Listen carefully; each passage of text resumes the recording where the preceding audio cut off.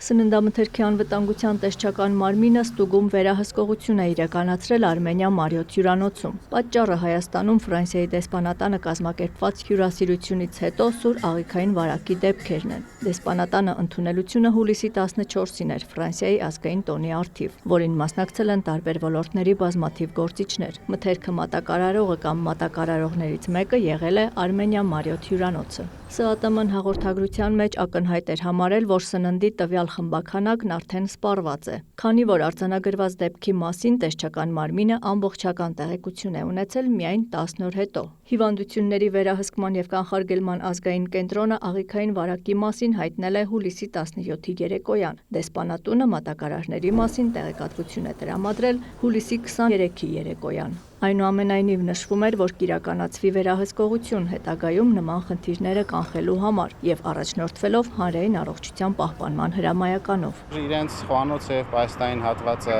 բավականին բարվոք վիճակում էր գտնվում, ստուգում էինք ընդհանուր սննդամթերքի ընդունման, պահման,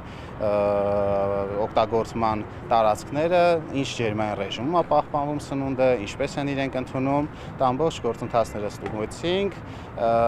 ունենք որոշակի անհամապատասխանություններ։ Թե ինչ անհամապատասխանությունների մասին է խոսքը, ՍԱՏՄ մասնագետն ասում է, ամբողջական պատկերը կհրապարակեն վերջնական եզրակացություն ունենալուց հետո։ Ունենք նաև փաստաթղթային ստուգման փուլ, պետք է փաստաթղթերը ուսումնասիրենք, պարզենք արդյոք ամբողջ գործընթացը համապատասխանում է օրենսդրական պահանջներին, թե ոչ։ Իրականացվել են նաև նմուշառումներ դեսպանատան հյուրասիրության ժամանակ մատուցված արտադրատեսակներից, որոնք նույն խմբաքանակից չեն, բայց ստացված են նույն մատակարարից։ Կիրականացվի լաբորատոր փորձաքննություն, արդյունքները կլինեն 7 օր հետո։ Հիվանդությունների վերահսկման և կանխարգելման ազգային կենտրոնում նշում են, որ ինֆեկցիոն և միքայելյան հիվանդանոցներ է դիմել 12 քաղաքացի սուր աղիքային վարակ ախտորոշմամբ։ Հուլիսի 16-ի շտաբ հաղորդումներ ստանալով ուշացություններից անմիջապես սկսվել է համաճարակաբանական հետազոտությունները։ Մենք ստացել ենք ոչ թե սննդային թունավորում ախտորոշում, այլ մենք ստանում ենք գաստրոենտերիկ կամ սուր աղիքային վարակ։ Այստեղ համաճարակաբանական հետազոտություն պետք է իրականացնել, որպեսզի պարզենք կապը,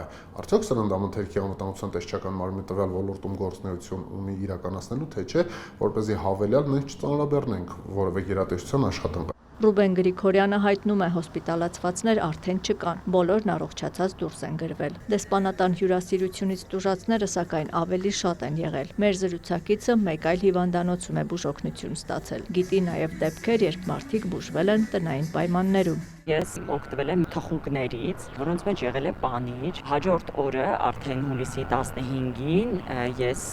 որոշակի ինքնազգացողության վատացում եմ ունեցել, մասնավորապես ունեցել եմ ճնշման կտրուկ անկում,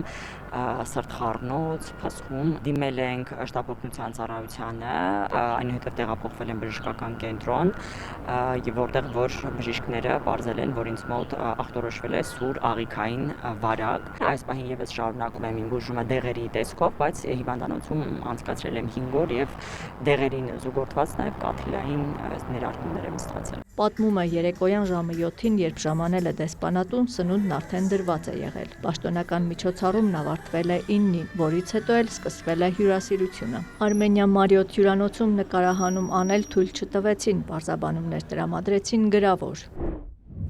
Հանդիսանալով Ֆրանսիայի դեսպանատանը վերջերս կազմակերպված միջոցառման սնունդի մատակարարներից մեկը, մենք խորապես մտահոգված ենք հիվանդության դեպքերի արձանագրման հետ կապված։ Մեր հյուրերի և հաճախորդների առողջությունը, անվտանգությունը և բարօրությունը մեր կարևորագույն առաջնահերթություններն են, և մենք լրջագույնս ենք վերաբերվում սննդի անվտանգությանը։ Նշված դեպքերից հետո մենք ձեռնամուխ ենք եղել հետաքննության և մեր խոհանոցի սննդից նմուշներ ուղարկվել են լաբորատոր հետազոտության։ Մենք սննդի հետ աշխատելու հստակ ընթացակարգ և կանոնակարգ ունենք, որը համապատասխանում է հանրային առողջության տեսչության չափանիշներին, և մենք լիովին աջակցելու ենք այս դեպքի հետ կապված ցանկացած հետաքննության։